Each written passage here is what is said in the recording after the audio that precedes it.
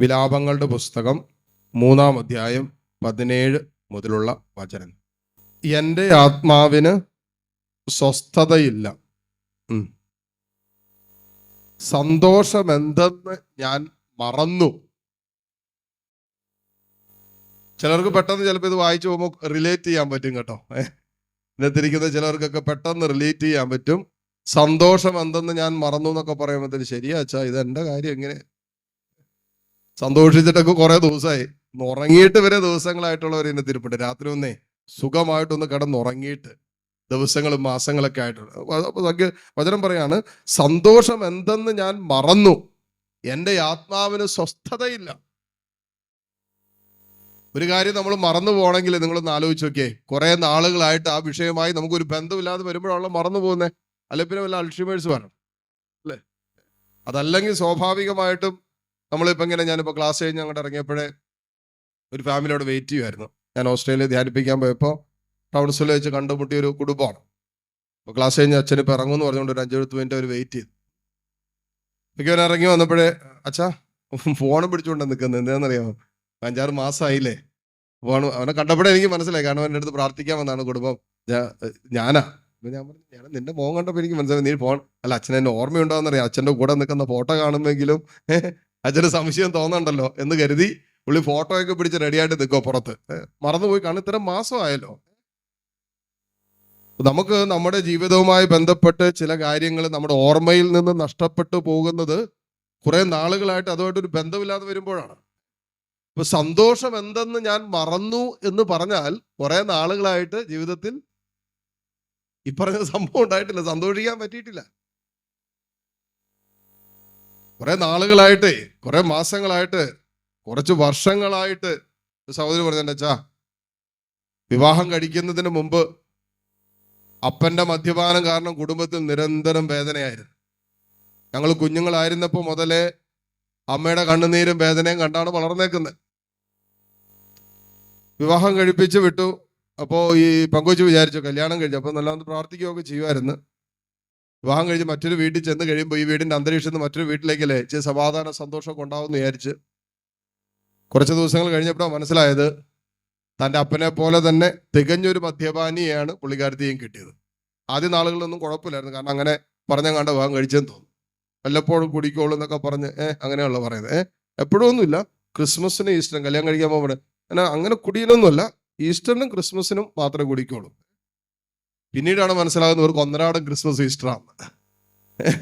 അപ്പോൾ അങ്ങനെ പറഞ്ഞത് കല്യാണം കഴിഞ്ഞിട്ട് പിന്നെ ഇത് തന്നെ അവസ്ഥയാണ്. അപ്പൊ ഈ സഹോദരി വിചാരിച്ചു, ഇനിയിപ്പം അതിനിടയ്ക്ക് 2 പിള്ളേരുണ്ട്, 2 ആൺപിള്ളേര്. ഈ പിള്ളേര് വളർന്നു വരുമെങ്കിൽ ഇച്ചിരി സമാധാനം ഉണ്ടാവും, സന്തോഷിക്കാൻ പറ്റും, സ്വസ്ഥത ഉണ്ടാവും എന്ന് വിചാരിച്ചു. അടുത്ത 18 വയസ്സായപ്പോഴേ കഞ്ചാവ് കേസിന് പോലീസ് പിടിച്ച് ജയിലിലായി. ഇളയവൻ 16-ാം വയസ്സിൽ മദ്യപാനവും തുടങ്ങി. അപ്പാപ്പന്മാരായിട്ടുള്ള അതേ ശീലം അതിനേക്കാൾ കഠിനമായി. ഈ സഹോദരി എൻ്റെ മുമ്പിലേക്ക് പറഞ്ഞാൽ, അച്ഛാ എൻ്റെ ജീവിതത്തിൽ ഇന്ന് വരെ ഞാൻ സന്തോഷിച്ചിട്ടില്ല, സന്തോഷം എന്തെന്ന് ഞാൻ അറിഞ്ഞിട്ടില്ല. എൻ്റെ ബാല്യം, എൻ്റെ യൗവനം, എൻ്റെ കൗമാരം, എൻ്റെ മുന്നോട്ടുള്ള ജീവിതയാത്രകൾ ഇത്രയും പേര്. എന്നിട്ട് പുള്ളിക്കാരത്തി ചോദിച്ചു, ഇനി എന്നാ അച്ഛൻ ഒന്ന് സന്തോഷിക്കുന്നത്? അച്ഛൻ പറ, ഇനി ഞാൻ എന്തിലാ എനിക്കൊന്ന് സന്തോഷിക്കാൻ പറ്റുന്നത്?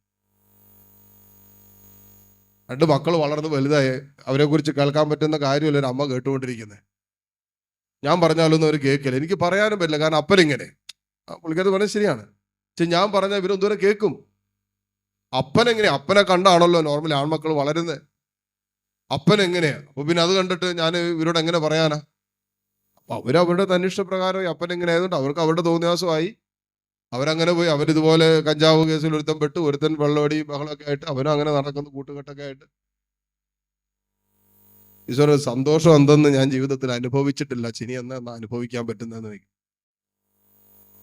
കുറെ ജീവിതത്തിന്റെ കുറെ വർഷങ്ങളായിട്ട് ഈ സന്തോഷം എന്ന വിഷയവുമായിട്ട് ബന്ധപ്പെട്ട് ജീവിതത്തിൽ ഒരു ബന്ധമില്ല, പോയിക്കൊണ്ടിരിക്കുക.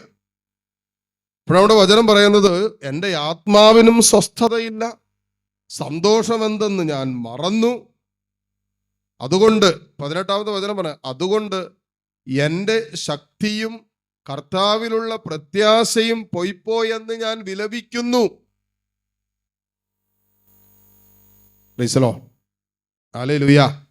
രണ്ട് കാര്യത്തെ ഓർത്ത് വിലപിക്കുന്നു എന്നാ പറയുന്നത്. ഒന്ന്, സന്തോഷമൊന്നുമില്ലാത്ത അവസ്ഥയും ആത്മാവിന് സ്വസ്ഥത ഇല്ലാത്ത അവസ്ഥയിലൂടെ കടന്നു പോകുന്നുണ്ട്. പറയാണ്, എൻ്റെ ശക്തിയും കർത്താവിലുള്ള പ്രത്യാശയും പൊയ്പോയെന്ന് ഞാൻ വിലപിക്കുന്നു. അനേകർക്ക് പറ്റുന്ന വിഷയമാണത്. ഇങ്ങനെ സന്തോഷവും സമാധാനവും ഒക്കെ തകിടം മറിക്കുന്ന ചില ജീവിതത്തിന്റെ അനുഭവങ്ങളുമായി, പരിപരുത്ത യാഥാർത്ഥ്യങ്ങളുമായി ജീവിതം മല്ലിട്ട് മുന്നോട്ട് പോകുമ്പോൾ സ്വാഭാവികമായിട്ട് നമ്മുടെ ശക്തി അങ്ങോട്ട് ചോരാൻ തുടങ്ങും, ബലം അങ്ങോട്ട് ക്ഷയിക്കാൻ തുടങ്ങും. പഴയ ബലവും പഴയ കരുത്തൊന്നും ഇല്ലാത്ത അവസ്ഥ വരും. പിടിച്ചു നിൽക്കാൻ, മറ്റൊരൊക്കെ പറഞ്ഞ പിടിച്ചു നിൽക്കാൻ പറ്റുന്ന, ഇന്നലകളിൽ പിടിച്ചു നിന്നിട്ടുള്ള ആ ബലവും കരുത്തും ഒക്കെ ഇപ്പൊ വല്ലാതെ അങ്ങോട്ട് ക്ഷയിക്കുന്ന അവസ്ഥ വരും. പറയണ എൻ്റെ ശക്തി പോയി. പിന്നെ പറയുന്നതാണ്, എനിക്ക് കർത്താവിലുള്ള പ്രത്യാശയെ നഷ്ടപ്പെട്ടുകൊണ്ടിരിക്കുകയെന്ന്. ഹല്ലേലൂയ. സർവ്വത് പറഞ്ഞേ ഹല്ലേലൂയ. കഴിഞ്ഞ ധ്യാനത്തിനുണ്ടായിരുന്നു ഒരു കുടുംബത്തില് ഒരു മരണം നടന്നതാണ്. വീട്ടിൽ തന്നെ ഒരു മരണവുമായി ബന്ധപ്പെട്ട് അപ്പൻ സിക്കൊന്നും അല്ലായിരുന്നു, പക്ഷെ പെട്ടെന്ന് അങ്ങനെ ഒരു അറ്റാക്ക് പോലെയൊക്കെ വന്ന് മകനും വീട്ടുകാരൊക്കെ ഉണ്ടായിരുന്നു. എല്ലാവരും ഹോസ്പിറ്റലിൽ എത്തിച്ചു. ഹോസ്പിറ്റലിൽ എത്തിയപ്പോഴേക്കും അപ്പം മരിച്ചു. അതിനുള്ള സമയം കിട്ടിയുള്ളൂ. അപ്പോൾ വീട്ടിൽ കുറേ കാര്യങ്ങൾ ചെയ്തു തീർക്കാനുണ്ടായിരുന്നു, കുറേ പ്ലാനിങ് ഉണ്ടായിരുന്നു, വീടുമായി ബന്ധപ്പെട്ട കുറേ പദ്ധതികൾ ഉണ്ടായിരുന്നു, വീട് പണിയുന്ന കാര്യം. അപ്പം ഇതിങ്ങനെല്ലാം തന്നെ നടുവിലാണ് അപ്പൻ അങ്ങോട്ട് പെട്ടെന്ന് പോകുന്നത്. അമ്മ ഇച്ചിരി പ്രാർത്ഥിക്കുന്നതാണ്. മൂത്ത മകനും വലിയ കുഴപ്പമൊന്നുമില്ല, അമ്മയോട് കൂടെയൊക്കെ പ്രാർത്ഥനയ്ക്ക് ഇരിക്കും. അത് കഴിഞ്ഞിട്ടാണെങ്കിൽ വീട്ടിലെ പ്രാർത്ഥന, പള്ളി പ്രാർത്ഥന, അങ്ങനെ അപ്പന് വേണ്ടിയിട്ടുള്ള ബാക്കിയുള്ള പരിപാടികൾക്കൊക്കെ മൂത്ത മകൻ അമ്മയോട് കൂടെ നിന്നെല്ലാം ചെയ്തു. സിമിത്തേരിലൊക്കെ പ്രാർത്ഥിക്കും. ഇളയ മകൻ കംപ്ലീറ്റ് പ്രാർത്ഥനയിൽ നിന്ന് അങ്ങോട്ട് മാറി. അവൻ അമ്മയോട് നിരന്തരമായിട്ട് ചോദിച്ചുകൊണ്ടിരുന്ന ചോദ്യമാണ്, എന്തിനാ അപ്പനെ ഇപ്പൊ ദൈവം എടുത്തേ? അമ്മയോട്, അമ്മ എനിക്ക് ഉത്തരം എന്താ, എന്തിനാ അപ്പനെ ഇപ്പൊ ദൈവം എടുത്തേ? ഇതിന് ഉത്തരം കിട്ടിയിട്ട് ഞാൻ പ്രാർത്ഥിക്കാന്നാ പറയുന്നത്. അമ്മ എനിക്ക് ഇതിനൊരു ഉത്തരം എന്താ, എനിക്ക് മനസ്സിലാകുന്ന രീതിയിൽ എനിക്കൊരു ഉത്തരം എന്താ, എന്നിട്ട് ഞാൻ പ്രാർത്ഥിക്കാം. കംപ്ലീറ്റ് പ്രാർത്ഥനയിലൂടെ നിന്നൊരു കംപ്ലീറ്റ് മാറി. വീട്ടിൽ ഈ അമ്മയും ഈ മൂത്ത മകനും കൂടി ഇരുന്ന് പ്രാർത്ഥിക്കും. അവൻ ഇരിക്കുകയല്ല, അവൻ അപ്പുറത്തെ മുറിയിൽ പോയി ഇരിക്കും. പള്ളി പോക്ക് നിർത്തി, പ്രാർത്ഥന നിർത്തി, കുമ്പസാരം നിർത്തി, കൗദാശിക ജീവിതം നിർത്തി. ഈ അമ്മ ഈ രണ്ടുപേരെയും വിളിച്ച് എൻ്റെ അടുത്ത് കൊണ്ടുവന്നപ്പോൾ അമ്മ പറഞ്ഞൊരു കാര്യം ഇതാണ്, അമ്മയുടെ വിഷമം ഇതാണ്. ധ്യാനത്തിനൊക്കെ തള്ളിക്കൊണ്ടു നിർത്തിയേക്കുവാണല്ലോ. അപ്പോൾ അമ്മയുടെ വിഷമം ഇത്രയേ ഉള്ളൂ, എന്താ വെച്ചാൽ എൻ്റെ ഭർത്താവ് മരിച്ചതിൻ്റെ സങ്കടം എനിക്കുണ്ട്, എന്നാലും അതിനേക്കാളും വലിയ ഇപ്പൊ എൻ്റെ സങ്കടം എന്നാണെന്നറിയാവോ, ഇവൻ പ്രാർത്ഥനയില്ലാതിരിക്കുന്നതാണ്. അവന് ഇങ്ങനെ ഒരു സംഭവം ഉണ്ടായതോടുകൂടി, അവന്റെ സന്തോഷം തകർക്കുന്ന ഒരു അനുഭവം ജീവിതത്തിൽ വന്നതോടുകൂടി ദൈവത്തിലുള്ള പ്രതീക്ഷയും പ്രത്യാശയും വിശ്വാസവും പോയി, കംപ്ലീറ്റ് പോയി. വചനം പറയുന്നു, കർത്താവേ എൻ്റെ ശക്തിയും കർത്താവിലുള്ള പ്രത്യാശയും പോയിപ്പോയെന്ന് ഞാൻ വിലപിക്കുന്നു. അടുത്ത വചനം വായിച്ചേ. എൻ്റെ കഷ്ടതയുടെയും അലച്ചിലിൻ്റെയും ഓർമ്മ കൈപ്പേറിയ വിഷമാണ്. ഓരോ വാക്കുകൾ ശ്രദ്ധിക്കണേ. ചിലരുടെ ഉള്ളിൽ നിറച്ച വിഷം കിടപ്പുണ്ട്. ഈ ദിവസങ്ങളിൽ നമ്മൾ ആ വിഷമൊക്കെ പുറത്തെടുക്കും. നമ്മൾ ഈ പാമ്പ് കടിച്ച് കഴിയുമ്പോഴേക്ക്, വിഷപ്പാമ്പൊക്കെ ആണെങ്കിൽ പെട്ടെന്ന് നമ്മൾ കൊണ്ടുപോകും വിഷം പുറത്തെടുക്കാനൊക്കെ ആയിട്ട്. ചിലരെ കൊണ്ടൊക്കെ ഛർദ്ദിപ്പിക്കുകയൊക്കെ ചെയ്യും. ചിലവരൊക്കെ വേറെ പല രീതികളൊക്കെ ഉണ്ട് ഈ വിഷം പുറത്തെടുക്കാനായിട്ട് അവർ. എന്ന് പറയുന്ന പോലെ ഇവിടെ വചനം പറയാണ്, ചില വിഷയത്തെക്കുറിച്ച് എൻ്റെ കഷ്ടതയുടെയും അലച്ചിലിൻ്റെയും ഓർമ്മ, കഷ്ടപ്പെട്ടതിൻ്റെ, അലഞ്ഞതിൻ്റെ, ഭാരപ്പെട്ടതിൻ്റെ, കുടുംബത്തിന് വേണ്ടി അധ്വാനിച്ചതിൻ്റെ, മക്കളെ വളർത്താൻ വേണ്ടി ജീവിതത്തിൽ ഏറ്റെടുക്കേണ്ടി വന്ന സഹനത്തിൻ്റെ, ഇന്നലകളിൽ ജീവിതത്തിൽ ഞെരുങ്ങിയതും ഒറ്റപ്പെട്ടതും തിരസ്കരിക്കപ്പെട്ടതും കളിയാക്കപ്പെട്ടതും പരിഹസിക്കപ്പെട്ടതുമായ ജീവിതത്തിൻ്റെ എല്ലാ ഓർമ്മകളും, അങ്ങനെ അതെല്ലാം കയ്പായിട്ട് ചിലരുടെ ഉള്ളിൽ കിടപ്പുണ്ട്. കൈപ്പേറിയ ഓർമ്മകൾ, അതിനാണ് ഇവിടെ വചനം പറയുന്നത് കൈപ്പേറിയ വിഷമാണെന്നാണ് പറയുന്നത്.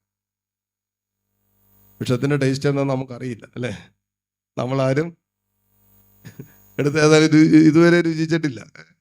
ചിലവരൊക്കെ അത് ചെയ്തിട്ടുണ്ടാവും കേട്ടോ, ഇന്നത്തുള്ളവർ ചെയ്തിട്ടുണ്ടോ എന്ന് എനിക്കറിയില്ല. ചിലവരിപ്പോൾ വിഷം കഴിക്കലൊക്കെ വളരെ കുറവാണെന്ന് തോന്നുന്നല്ലോ. ഇപ്പം എല്ലാവരും തൂങ്ങിച്ചാകുന്നു, പുതിയ ട്രെൻഡ് അതാണെന്ന് തോന്നുന്നു. അല്ലെങ്കിൽ എല്ലാ കൈ ബ്ലേഡ് എടുത്ത് മുറിക്കുക, വിഷം ഇപ്പൊ നേരത്തൊക്കെ പോയി മറ്റേ ഫുരിഡാനൊക്കെ മേടിച്ച് അടിച്ചോണ്ടിരുന്നു. ഇപ്പൊ ഫുരിഡാനൊന്നും വലിയ ചിലവില്ലെന്നാകട്ടെ, ടാബ്ലറ്റ് ഒക്കെ കയ്യിൽ കിട്ടും പെട്ടെന്ന്. അതൊക്കെ മേടിച്ച് 8-10 ഒറ്റയടിക്ക് വിഴുങ്ങുക. അപ്പൊ ആ രാത്രി തന്നെ അങ്ങോട്ട് പൊക്കോളും, നേരം വെളുക്കുന്നേക്കാൾ പോകുന്നൊക്കെ പറഞ്ഞുകൊണ്ടാണ്. കഴിഞ്ഞ മുമ്പത്ത് ധ്യാനത്തുണ്ടായിരുന്ന 15 ടാബ്ലറ്റ് എടുത്ത് വിഴുങ്ങിയത് ഒറ്റയടിക്ക്. ഭാഗ്യത്തിന് കെട്ടിയവനടുത്ത് കിടപ്പുണ്ടായിരുന്നു. സോറി, കെട്ടിയവനടുത്തല്ല, കെട്ടിയവന് ഇവള് മെസ്സേജ് അയച്ചു, അതുകൊണ്ട് ഞാൻ ഗുളിക എടുത്തിട്ടുണ്ട്. കെട്ടിയവൻ തൊട്ടടുത്തുണ്ടായിരുന്നു. അതുകൊണ്ട് പുള്ളിക്ക് ഓടി വരാൻ പറ്റി. ഒക്കെ എടുത്തുകൊണ്ട് ഹോസ്പിറ്റലിൽ കൊണ്ടുപോയി രക്ഷപ്പെട്ടത്. കെട്ടിയവനായിട്ടുള്ള ജീവിത പങ്കാളിയായിട്ടുള്ള ചില പ്രശ്നത്തിനെ പുള്ളിയേനൊന്ന് എന്താ പറയല്ലേ, എന്നാ പറയുന്നത്, ആ ഒരു പ്രതികാരം തീർക്കാവുന്ന രീതിയിൽ പുള്ളിക്കാരത്തി പെട്ടെന്ന് എടുത്ത് കുറേ ഗുളികയൊക്കെ എടുത്തിട്ട് മെസ്സേജ് അയച്ച്, നിങ്ങൾ വരുമ്പോൾ ഞാനിവിടെ ചത്ത് കിടപ്പുണ്ടാവുന്നു പറഞ്ഞു. അകത്തിനകത്ത് ദൂരത്തിലായതുകൊണ്ട് പുള്ളിക്ക് വേഗം വന്ന് പൊക്കി ഹോസ്പിറ്റലിൽ കൊണ്ടുപോകാനും രക്ഷപ്പെടുത്താനൊക്കെ പറ്റി. ഇന്നലകൾ ജീവിതത്തിൽ കടന്നുപോയിട്ടുള്ള ഓർമ്മകൾ കൈപ്പേറിയതാണെങ്കിൽ, അതിന് സൗഖ്യം കിട്ടിയിട്ടില്ല എങ്കിൽ അത് വിഷമായിട്ട് നമ്മുടെ ഉള്ളിൽ കിടക്കും. നമ്മൾ വിഷം കഴിച്ചാൽ നമ്മളെ ചാകുള്ളൂ, വേറെ ആരും ചാകാൻ പോകുന്നില്ല, അല്ലേ? വിഷം കഴിക്കുന്നവനാണ് ചാകുന്നത്. ഇത് കൈപ്പേറിയ വിഷയമായിട്ട് ഇന്നലകളുടെ ഓർമ്മകള്, മുറിവേറ്റ ഓർമ്മകള്, വേദനിപ്പിച്ച ഓർമ്മകള്, തള്ളിക്കളഞ്ഞതിൻ്റെ ഓർമ്മകള്, സ്നേഹിക്കപ്പെടാതെ പോയ, ഇതെല്ലാം കൈപ്പേറിയ വിഷമായിട്ട്, ഞാൻ ചിന്തിച്ചതോ ഞാൻ പറഞ്ഞിട്ടില്ലാത്തതായ വിഷയങ്ങളെക്കുറിച്ച്, എന്നെക്കുറിച്ച് ഇല്ലാത്തത് പറഞ്ഞത്, ഇതെല്ലാം ഇങ്ങനെ മുറിവുകളായിട്ട് കിടക്കുവാണ്. എന്നിട്ട് ചിലപ്പോൾ ജീവിത പങ്കാളിയിൽ നിന്നും, മാതാപിതാക്കളിൽ നിന്നും, അമ്മായിയിൽ നിന്നൊക്കെ ഏറ്റെടുക്കേണ്ടി വന്ന ഈ കൈപ്പേറിയ ഓർമ്മകൾ, അത് കയ്പായിട്ട് തന്നെ ഉള്ളിൽ കിടക്കുവാണെങ്കിൽ അതിപ്പോൾ വിഷമായിട്ട് മാറിയിട്ടുണ്ട്. അതിൻ്റെ പേരിൽ എത്രയോ പേരാണെന്ന് മരണതുല്യമായ അവസ്ഥയിൽ കഴിയുന്നത്. വിഷം കഴിച്ച് മരിക്കുന്നത് എന്ന് പറഞ്ഞാൽ ചിലർ വൈകാരികമായിട്ട് മരിച്ചുപോയി, ഭയത്തിലും ആകുലതകളിലും നിരാശകളിലും ഒക്കെ കഴിയാന്ന് പറഞ്ഞാൽ ഇറ്റ്സ് ഓൾമോസ്റ്റ് ഡെഡ് ഇമോഷണലി. വൈകാരികമായിട്ട് തകർന്നു കിടക്കുന്ന അവസ്ഥയാണ്. ഹല്ലേലൂയ. എന്നിട്ട് പറയാണ്, എൻ്റെ കഷ്ടതയുടെയും അലച്ചിലിൻ്റെയും ഓർമ്മ അത് കൈപ്പേറിയ വിഷമാണ്. നമ്മുടെ ഓർമ്മകൾക്ക് സൗഖ്യം കിട്ടിയില്ല എങ്കിൽ വിദൂര ഭാവിയിൽ അത് വിപത്തിലേക്ക് നമ്മളെ നയിക്കും, അസ്വസ്ഥതകളിലേക്ക് എത്തിക്കും. ഓർമ്മകളുടെ ഒരു പ്രശ്നം എന്നാണെന്നറിയാമോ? ഓർമ്മകൾ നമ്മൾ മരിക്കുന്നത് വരെ നമ്മുടെ കൂടെ സഞ്ചരിക്കും, നമ്മൾ വിട്ടുപോകുന്നുമില്ല. ഹല്ലേലൂയ. അത് നമ്മളെ അത്ര കണ്ട് സന്തോഷം നൽകിയ ഓർമ്മകൾ നമ്മുടെ മനസ്സിൽ ഇന്നുണ്ട് എന്ന് പറയുന്നില്ല. അത്ര കണ്ട് നമ്മളെ തകർത്തതും തളർത്തിയതുമായ വേദനിപ്പിച്ചതുമായ ഓർമ്മകൾ എന്തൊക്കെ പറഞ്ഞെന്ന് പറഞ്ഞാലും നമ്മുടെ ഉള്ളിൽ നിന്ന് പോകില്ല, നമ്മുടെ മനസ്സിൽ തന്നെ കിടക്കും. ഓർമ്മകളായിട്ട് എന്നും അവശേഷിക്കും. പക്ഷെ നമുക്ക് ചെയ്യാൻ പറ്റുന്നൊരു കാര്യം ഈ ദിവസങ്ങളിൽ നമ്മൾ ചെയ്യുന്നത്, ഓർമ്മകൾ നമ്മുടെ മനസ്സിൽ നിന്ന് എടുത്തു കളയാൻ നമുക്ക് പറ്റില്ല.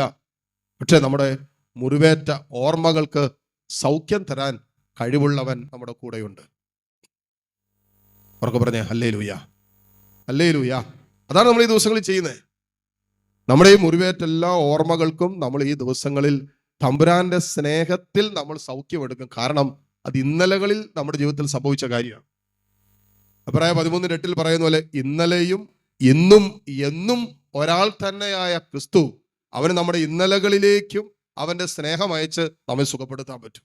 നമ്മുടെ ഇന്നിനെയും സുഖപ്പെടുത്താൻ പറ്റും. നമ്മുടെ വരും നാളെയെക്കുറിച്ചുള്ള ആശങ്കകളെയും ആകുലതകളെയും അവന് സുഖപ്പെടുത്താൻ പറ്റും. കാരണം അവൻ ഇന്നലെയും ഇന്നും എന്നും ഒരാൾ തന്നെയായതുകൊണ്ട്. Praise Lord, hallelujah. ഈ ദിവസങ്ങളിലൊക്കെ നമ്മൾ ഈ ഒരു ധ്യാനത്തിന്റെ ഭാഗമായിട്ട് ചില മേഖലകളിൽ നമ്മുടെ പാപത്തിന്റെ ഓർമ്മകളുള്ളവരുണ്ടാകാം. അത് കുറ്റബോധത്തിലേക്ക്, ഭയത്തിലേക്ക് തള്ളിയിട്ട അവസ്ഥകളിൽ ഉണ്ടാകാം.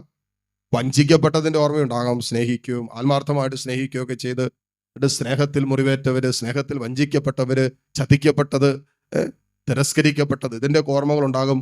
അതൊന്നും മനസ്സിൽ നിന്ന് മാറാതെ കൈപ്പേറി ഓർമ്മയായിട്ട് കിടന്നിട്ട് ചിലപ്പോൾ പ്രതികാര ചിന്തയായിരിക്കും ഇപ്പോൾ മനസ്സിൽ കിടക്കുന്നത്, വെറുപ്പായിരിക്കും, ദേഷ്യമായിരിക്കും, പല രീതിയിൽ നമ്മുടെ വൈകാരികത ഇതെല്ലാം സ്വാധീനിക്കും ഈ മുറിവേറ്റ നമ്മുടെ ഓർമ്മകൾ. ഇതിനെല്ലാം നമുക്ക് സൗഖ്യം കിട്ടേണ്ടതുണ്ട്. Hallelujah, hallelujah. അതല്ല എങ്കിൽ തീർച്ചയായിട്ടും നമ്മുടെ വചനത്തിൽ പറയുന്ന പോലെ അത് കൈപ്പേറിയ വിഷമായിട്ട് നമ്മുടെ ഉള്ളിൽ കിടക്കും. എന്നിട്ട് 19-ാമത്തെ വചനം 20-ാമത്തെ വചനം പറയാണ്, അതേപ്പറ്റി നിരന്തരം ചിന്തിച്ച് എൻ്റെ മനം തകരുന്നു. പരീക്ഷ എഴുതി, നീറ്റ് പരീക്ഷയ്ക്ക് പോയി, തോറ്റുപോയി. ഒരു വട്ടം എഴുതി, രണ്ടാമതും എഴുതി, വീണ്ടും തോറ്റു. റിസൾട്ട് വന്നപ്പോൾ വീണ്ടും തോറ്റു. കുറച്ച് മാസങ്ങളായിട്ട് ഇതേക്കുറിച്ച് വിലപിച്ചുകൊണ്ടിരിക്കുക, കരഞ്ഞുകൊണ്ടിരിക്കുക.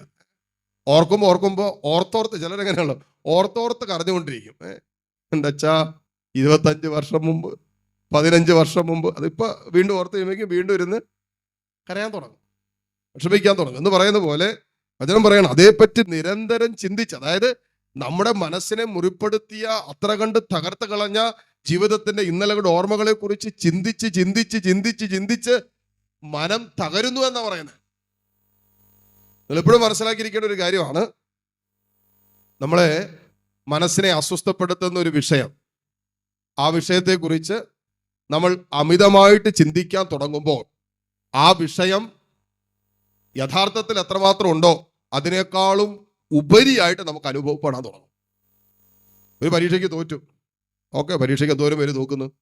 പരീക്ഷയ്ക്ക് തോറ്റവരെല്ലാവരും ജീവിതത്തിൽ തോറ്റിട്ടുണ്ടോ? ഇല്ല. നമ്മുടെ മുമ്പിൽ എന്തോരം സാക്ഷ്യങ്ങളുണ്ട്. പരീക്ഷയിൽ തോൽക്കാം, പരീക്ഷയിൽ ജയിക്കാം. പരീക്ഷയിൽ ജയിച്ചു എന്ന് കരുതിയവർ ജീവിതത്തിൽ വിജയിച്ചിട്ടുണ്ടോ? ഇല്ല. അത് നമുക്കറിയാം. ഇതൊക്കെ നമ്മുടെ അനുദിന ജീവിതത്തിന്റെ അനുഭവമാണ്. ഇപ്പോൾ പരീക്ഷയിൽ തോറ്റു, ആ തോറ്റതിനെ കുറിച്ച് എങ്ങനെ ചിന്തയാണ്, ഞാൻ പരീക്ഷയിൽ തോറ്റില്ലേ, പരീക്ഷയിൽ തോറ്റില്ലേ, പരീക്ഷയിൽ തോറ്റില്ലേ, പരീക്ഷയ്ക്ക് തോറ്റുപോയില്ലേ, ഇന്ന് വരെ ഞാൻ തോറ്റിട്ടില്ലല്ലോ, എൻ്റെ ജീവിതത്തിൽ ഇങ്ങനെ ഒരു അനുഭവം ഉണ്ടായിട്ടില്ലല്ലോ. എന്നെ കാണാൻ വന്നൊരു പയ്യൻ അവൻ്റെ പെങ്ങളെയും കൂട്ടിക്കൊണ്ട് വന്നത്. അവള് നമ്മുടെ IT കമ്പനിയിൽ നല്ല ശമ്പളത്തിന് ജോലി ചെയ്തുകൊണ്ടിരിക്കുക. അങ്ങനെ നിൽക്കുമ്പോഴാണ് അവളുടെ വലിയ സ്വപ്നമായിരുന്നു അവൾക്ക് കാനഡയ്ക്ക് പോകണമെന്നുള്ളത്.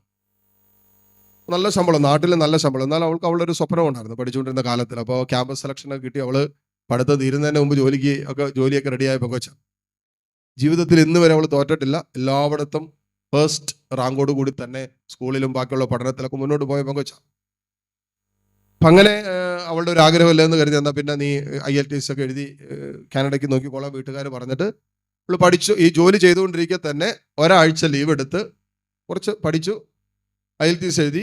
അവൾക്ക് എല്ലാത്തിനും 8 കിട്ടി. നമ്മളിവിടെ കടന്ന് 8 മാസവും 10 മാസവും 2 വർഷവും പഠിച്ചിട്ട് 5 പോലും ചിലർക്ക് തയ്ക്കാൻ പറ്റുന്നില്ല. നമുക്ക് ഓരോരുത്തർക്കും ഓരോ കപ്പാസിറ്റി ഉണ്ട്, അത് നമ്മൾ മനസ്സിലാക്കുന്നത് നല്ലതായിരിക്കും. ഇപ്പോൾ ഇവൾക്ക് 8 കിട്ടി, എല്ലാ ബാൻഡും ഫുൾ നല്ല മാർക്കും കിട്ടി. അവളതിന് ആപ്ലിക്കേഷൻ വെച്ചു, അവൾക്ക് ഉറപ്പായിട്ട് പോകാം.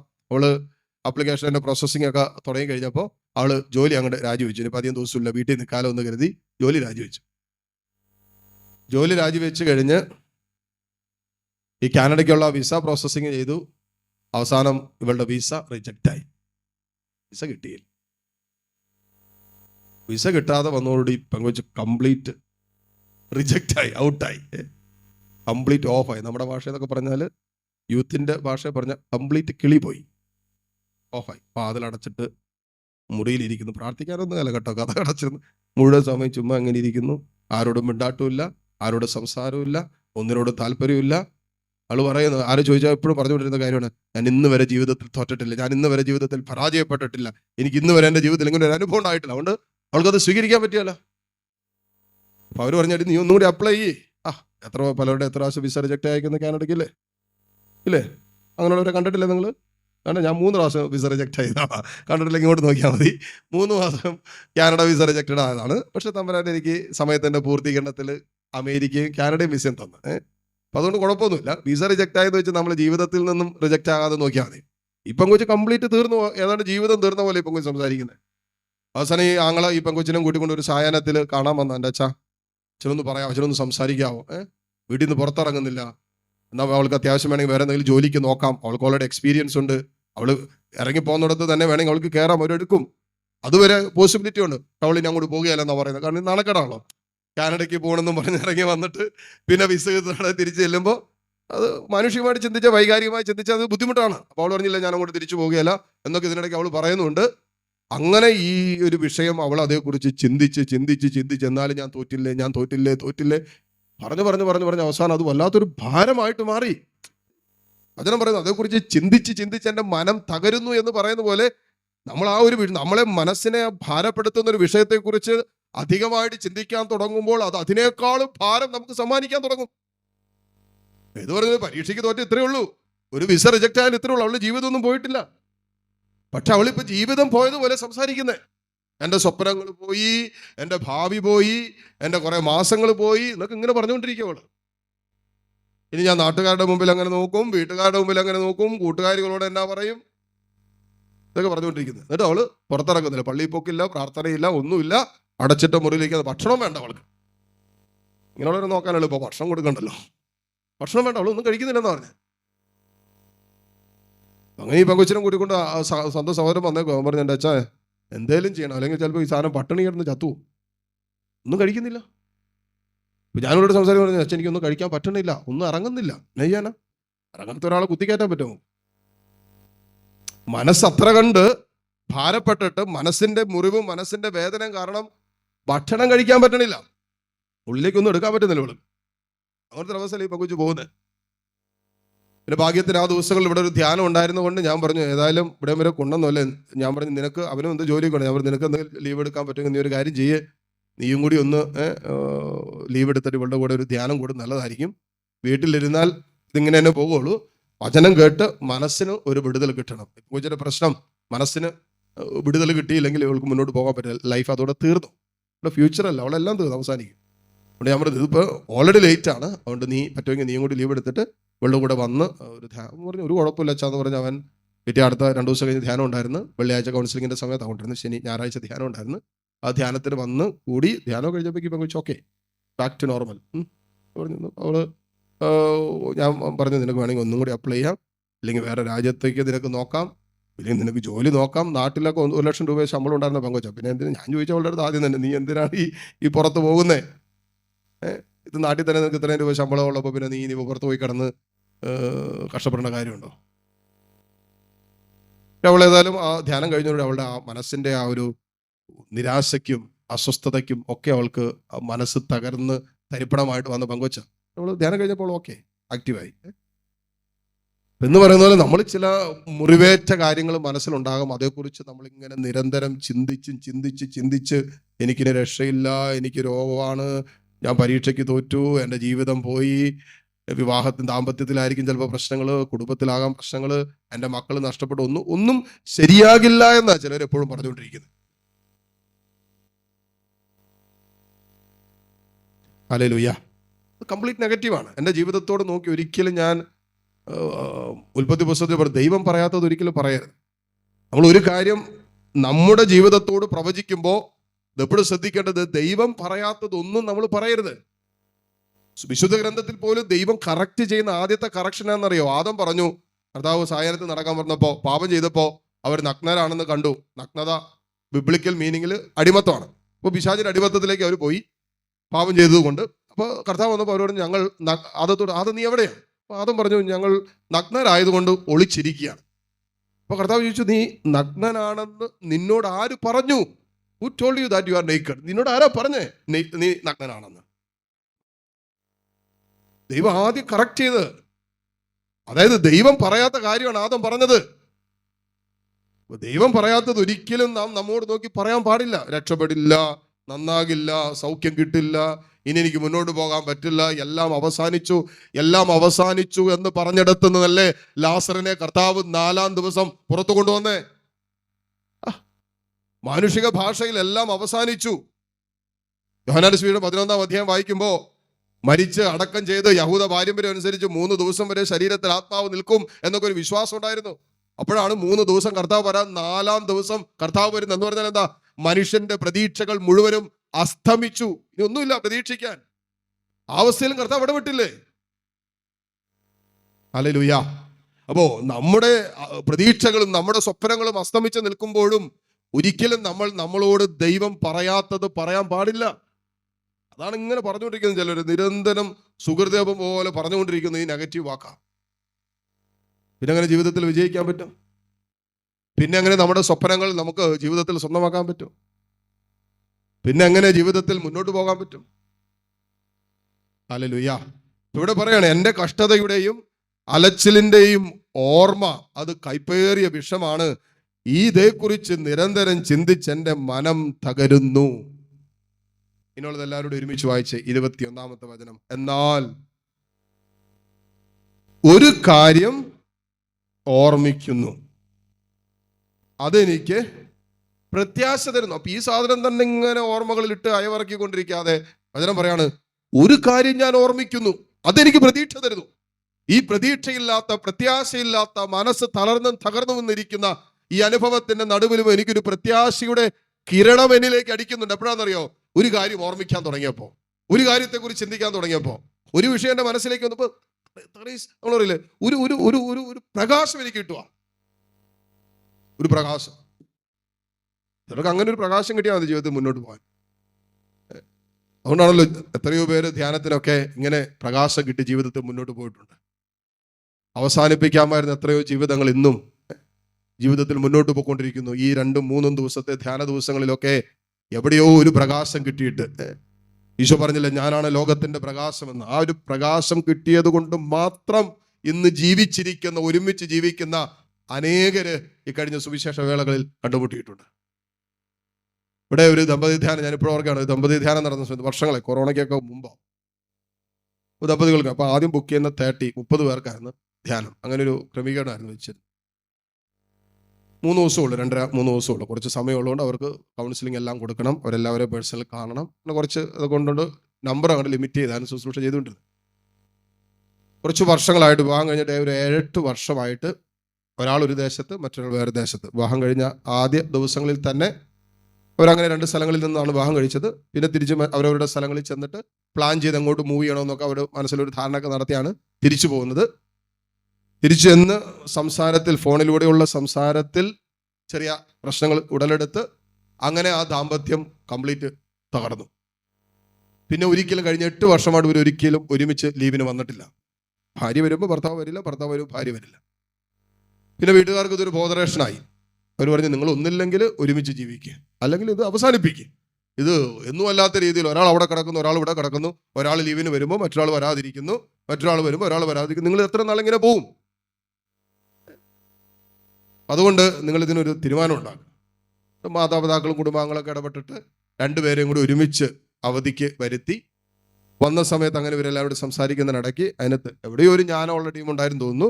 അപ്പോൾ കുടുംബാംഗങ്ങൾ ഒരുമിച്ചിരുന്ന് സംസാരിക്കുന്ന സമയത്ത് ഇവരേതായാലും ദേവാലയത്തിൽ വെച്ച് തമ്പുരാന്റെ മുമ്പിൽ വെച്ച് ഒരുമിപ്പിക്കപ്പെട്ടവരല്ലേ, ഇവരെവിടെയെങ്കിലും ഒരു ധ്യാനത്തിന് വിട്ട് ധ്യാനം കഴിഞ്ഞ ഒരു തീരുമാനം എടുക്കട്ടെ, തമ്പുരാനോട് തന്നെ ആലോചിച്ച് അവർ പിരിയാനുള്ള തീരുമാനം എടുക്കട്ടെ, അതല്ലേ നല്ലതെന്ന് ആരോ പറഞ്ഞപ്പോൾ അവർ എന്നാൽ പിന്നെ അങ്ങനെ ആവട്ടെ. അങ്ങനെ അവർ തപ്പി പിടിച്ച് വന്നപ്പോൾ ഇവിടെ ഒരു ദമ്പതിയാനുണ്ട്. 3 ദിവസമുള്ളൂ, 2-2.5 ദിവസമേ ഉള്ളൂ. അവർക്ക് നോക്കിയപ്പോൾ കംഫർട്ടബിൾ ആണ്. അങ്ങനെ ധ്യാനത്തിന് വന്നതാണ്. അങ്ങനെ ഈ 2 ദിവസത്തൊക്കെ ധ്യാനം കഴിഞ്ഞ് അവസാന ദിവസം ഉച്ചവരെയായിരുന്നു. അപ്പോൾ ധ്യാനത്തിന്റെ രാവിലത്തെ ക്ലാസ് കഴിഞ്ഞപ്പോൾ എന്നെ കാണാൻ അവർ വന്നു. ഭാര്യയും ഭർത്താവും. ഒരാൾ സിംഗപ്പൂർ, ഒരാൾ വേറെ ഏതൊരു രാജ്യത്തായിരുന്നു. 2 പേരും കൂടി വന്നു. എന്നിട്ട് ഫ്രണ്ടിൽ തന്നെ 2 പേരുടെ അടുത്ത് ഇരുന്ന് കുറച്ച് കാര്യങ്ങൾ ഇങ്ങനെ പറയാൻ തുടങ്ങി. പറയാമെന്ന് വെച്ചാൽ 2.5 ദിവസമേ ആയുള്ളൂ, വന്നിട്ട് ഇപ്പോൾ 2 ദിവസം കഴിഞ്ഞുള്ളൂ. കഴിഞ്ഞ 8 വർഷമായിട്ട് ഞങ്ങളുടെ ദാമ്പത്യത്തിൽ ഞങ്ങൾ ഇന്ന് വരെ ഒരുമിച്ച് ജീവിച്ചിട്ടില്ല. അപ്പോൾ നമുക്ക് ഇവിടെ എല്ലാവരുടെ പ്രശ്നങ്ങളൊന്നും അറിയില്ല, എല്ലാവരെയും നമ്മൾ കേട്ടിട്ടുമില്ല, കുറച്ച് പേരൊക്കെ നമ്മൾ കേട്ടതല്ല. ഞാൻ ചോദിച്ചു എന്നാ പറ്റി? ഞങ്ങൾ തമ്മിൽ ഇച്ചിരി അസ്വസ്ഥതകളുണ്ടായിരുന്നു. ഞങ്ങൾ ഡൈവോഴ്സിന് വേണ്ടിയിട്ട് അവധിക്ക് വന്നതാണ്. ഡൈവോഴ്സിന് വേണ്ടി തീരുമാനിച്ചുറപ്പിച്ച് വന്നതാണ്. ഞങ്ങൾക്ക് വേറെ ഡിസിഷൻ ഒന്നും ഉണ്ടായിരുന്നു. വീട്ടുകാരാണ് ഞങ്ങൾ നിർബന്ധിച്ചത്. പക്ഷേ ഞങ്ങൾക്ക് വേറെ ഡിസിഷൻ ഒന്നും ഇല്ലായിരുന്നു. ധ്യാനത്തിന് വരുമ്പോഴും അച്ഛൻ ശ്രദ്ധിച്ചോന്ന് അറിയില്ല, ഞങ്ങൾ പരസ്പരം സംസാരിക്കുന്നില്ലായിരുന്നു. ഒരുമിച്ചിരിക്കുന്നുണ്ടെങ്കിലും ഞങ്ങൾക്ക് വലിയ സന്തോഷമൊന്നുമില്ലായിരുന്നു. ഒരു മുറിയിലാണ് ഞങ്ങൾക്ക് തന്നതെങ്കിലും ഞങ്ങൾ ഞങ്ങളുടെ സൗകര്യം അനുസരിച്ചായിരുന്നു പോകുകയും വരികയും ചെയ്തുകൊണ്ടിരുന്നത്. പരസ്പരം കാണാനും സംസാരിക്കാനും താല്പര്യമില്ലാത്തതുകൊണ്ട്. പക്ഷേ ഈ 2 ദിവസം കൊണ്ട് കഴിഞ്ഞ 8 വർഷക്കാലത്തിന്റെ ഞങ്ങളുടെ ദാമ്പത്യം നഷ്ടപ്പെടുത്തി കളഞ്ഞതിനെ ഓർത്താൽ ഇപ്പൊ ഞങ്ങൾ വിലപിക്കാൻ തുടങ്ങിയതാണ്. അത്ഭുതകരമായിട്ട് തമ്പുരാൻ ഈ 2 ദിവസം കൊണ്ട് ഇടപെട്ട് ഒരു ധ്യാനം കഴിഞ്ഞ് ഡൈവേഴ്സിന് വേണ്ടി വന്നവര് ധ്യാനം കഴിഞ്ഞ് തിരിച്ച് വീട്ടിൽ പോയി. ഡൈവേഴ്സ് നോട്ടീസ് ഒരാളങ്ങോട്ട് കൊടുത്താലും തോന്നുന്നു, അത് ക്യാൻസൽ ചെയ്തു. എന്നിട്ട് അവർ വീണ്ടും തിരിച്ച് അവരവരുടെ സ്ഥലങ്ങളിലേക്ക് പോയി. ഒരാൾ പെട്ടെന്ന് തിരിച്ചു വരാനുള്ള തീരുമാനം എടുത്തു. അങ്ങനെ 2 ദിവസം കർത്താവിൻ്റെ വചനത്തിൻ്റെ മുമ്പിൽ ഇരുന്നപ്പോൾ 8 വർഷമായിട്ട് മാറി താമസിക്കുകയും ഒരിക്കലും ഒരുമിക്കില്ല എന്ന് അവർ തീരുമാനമെടുത്ത് ധ്യാനത്തിന് വന്നവരെ തമ്പുരാൻ മാറ്റി എഴുതിയെങ്കിൽ നിശ്ചയമായിട്ടും തമ്പുരാന് ഇടപെടാൻ പറ്റും. ഹല്ലേലൂയ. ഒരു വെളിച്ചം കിട്ടിയാൽ മതി, എവിടെയെങ്കിലും ഒരു വെളിച്ചം കിട്ടിയാൽ മതി. ഭയങ്കര എൻ്റെ മുമ്പിൽ ഇരുന്നത് 2 പേരോട് കരയുമായിരുന്നു. ഞാൻ പിന്നെ അവസാനം ഭയങ്കര സ്നേഹവും സ്നേഹപ്രകടനവും കെട്ടിപ്പിടിച്ച് ഉമ്മം കൊടുക്കുന്നു. ഞങ്ങളുടെ 8 വർഷക്കാലം നഷ്ടപ്പെടുത്തി കളഞ്ഞെന്നാ പറയുന്നത്. ഇനി ഞങ്ങൾക്ക് സ്നേഹിക്കണമെന്ന് പറഞ്ഞു. ഞാൻ പറഞ്ഞു, ദൈവം ഇപ്പോഴെങ്കിലും ആ ബോധം ഉണ്ടായല്ലോ. അവരുടെ അടുത്ത് പറയാൻ പറ്റിയല്ലോ നമുക്ക്. ഞങ്ങളുടെ 8 വർഷക്കാലം സ്നേഹിക്കേണ്ട 8 വർഷക്കാലം നഷ്ടപ്പെടുത്തി കളഞ്ഞത് അല്ലേ? നമ്മൾ പറയല്ലേ വിസ്ഡം കംസ് ലേറ്റ് എന്നൊക്കെ പറയല്ലേ എന്ന് പറയുന്നല്ലേ. ചിലർക്ക് അങ്ങനെ സുബോധം ഉണ്ടാകുന്ന ലാസ്റ്റാ, വെളിപാടുണ്ടാകുന്ന ലാസ്റ്റാ. അതുകൊണ്ടാണ് ബൈബിളിൽ പോലും വെളിപാട് വരുന്ന ലാസ്റ്റ് അല്ലേ. ഞാൻ ചില സമയത്ത് അല്ലെങ്കിൽ വെളിപാടില്ല, ശരിയാ. നമുക്ക് ചിലർക്കൊക്കെ വെളിപാട് കിട്ടുന്നുണ്ടല്ലോ അവസാനം എല്ലാം നഷ്ടപ്പെട്ട് എല്ലാം തകർന്ന് വട്ടപൂജ്യമായി നിൽക്കുമ്പോഴാണ് ചിലർക്ക് ബോധോദയം ഉണ്ടാകുന്നത്. ഒരു വെളിച്ചം വചനം പറയാണ്, എൻ്റെ എന്നാൽ ഒരു കാര്യം ഞാൻ ഓർമ്മിക്കുന്നു, അതെനിക്ക് പ്രത്യാശ തരുന്നു. ഒരു കാര്യം, ആ കാര്യമാണ് എനിക്ക് വെളിച്ചം തരുന്നത്. ഒരു പ്രത്യാശയുടെ വെളിച്ചം. ജീവിക്കണം, മുന്നോട്ട് പോകണം, ഒന്നും അവസാനിച്ചിട്ടില്ല, എനിക്കെല്ലാം പുനരാരംഭിക്കാൻ പറ്റും, നഷ്ടപ്പെട്ടതിലേക്കല്ല നേടിയെടുക്കേണ്ടതിലേക്ക് എനിക്ക് നോക്കണം എന്ന് അങ്ങനെയൊക്കെ ചിന്തിക്കാൻ പറ്റുന്ന ഒരു വെളിച്ചം, പ്രത്യാശയുടെ ഒരു വെളിച്ചം ഒരു കാര്യം ഓർമ്മിക്കുമ്പോൾ കിട്ടുന്നു എന്നാ പറഞ്ഞത്. ആ കാര്യം എന്താണെന്നാണ് അടുത്ത വചനം എഴുതി വെക്കുന്നത്, 22-ാമത്തെ വചനം. കർത്താവിന്റെ സ്നേഹം ഒരിക്കലും അസ്തമിക്കുന്നില്ല, അവിടുത്തെ കാരുണ്യം അവസാനിക്കുന്നുമില്ല. കർത്താവിന്റെ സ്നേഹം ബാക്കി എന്തെല്ലാം അസ്തമിച്ചാലും, ജീവിതത്തിൽ എന്തെല്ലാം പടിയിറങ്ങിപ്പോയാലും, എന്തെല്ലാം ഇല്ലാതായാലും, വചനം പറയുന്നു കർത്താവിന്റെ സ്നേഹം ഒരിക്കലും അസ്തമിക്കുന്നില്ല, അവിടുത്തെ കാരുണ്യം അവസാനിക്കുന്നില്ല. കർത്താവിന്റെ കാരുണ്യം അവസാനിക്കാത്തിടത്തോളം കാലം ഞാൻ എത്ര കണ്ടു വീണു പോയാലും ആ കാരുണ്യത്തിന് എന്നെ വീണ്ടും കൈപിടിച്ചുയർത്താൻ പറ്റും. എന്ത് പറയാണ്? ഓരോ പ്രഭാതത്തിലും അത് പുതിയതാണ്. ഏത്? കർത്താവിന്റെ സ്നേഹവും കരുണയും. അവിടുത്തെ വിശ്വസ്തത ഉന്നതമാണ്. കർത്താവാണ് എൻ്റെ ഓഹരി, അവിടുന്നാണ് എൻ്റെ പ്രത്യാശ എന്ന് ഞാൻ വെളിച്ചം കിട്ടി. ഹല്ലേലൂയ. ഇന്നലെ വരെ മറ്റു പലതിലുമായിരുന്നു പ്രത്യാശ, അത് പോയി കഴിഞ്ഞപ്പോൾ പ്രത്യാശ പോയി. മക്കളിൽ പ്രത്യാശ വെച്ചിരിക്കുന്നത് നോക്കിക്കോ, മക്കൾ നഷ്ടപ്പെട്ടു പോകുമ്പോഴേ സകല പ്രതീക്ഷയും. ജീവിത പങ്കാളിയിലും കുടുംബാംഗങ്ങളിലും മനുഷ്യരിൽ പ്രത്യാശ അർപ്പിച്ചിട്ടുള്ള ജീവിതങ്ങൾക്ക് പറ്റുന്ന ഏറ്റവും വലിയ പ്രശ്നം എന്താണെന്നറിയാമോ? അവരിലുണ്ടാകുന്ന, മനുഷ്യനെന്നും മാറിക്കൊണ്ടിരിക്കും, അവരിലുണ്ടാകുന്ന വ്യതിയാനങ്ങളെല്ലാം എന്നെയും ഡയറക്റ്റ് അഫക്റ്റ് ചെയ്യാൻ തുടങ്ങും, സ്വാധീനിക്കാൻ തുടങ്ങും.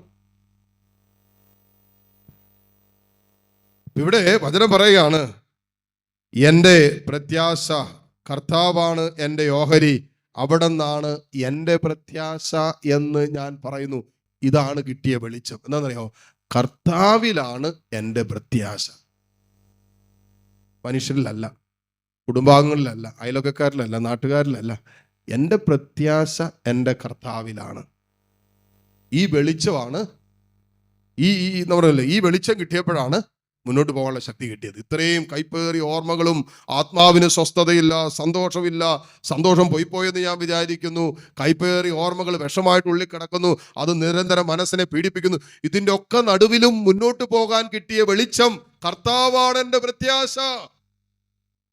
ഈ ഒറ്റ വാക്ക്, ആ സ്നേഹം ഒരിക്കലും അസ്തമിക്കുന്നില്ല, ആ കാരുണ്യം ഒരിക്കലും അവസാനിക്കുന്നില്ല എന്നുള്ള വചനത്തിന്റെ ഒരു വെളിച്ചമാണ് മുന്നോട്ട് പോകാനായിട്ട് പ്രതീക്ഷ നൽകിയത്. പ്രതീക്ഷയുടെ നാമ്പ് ഉടലെടുക്കാനൊക്കെ ചില ജീവിതങ്ങൾക്ക് ശക്തി തരുന്നത്.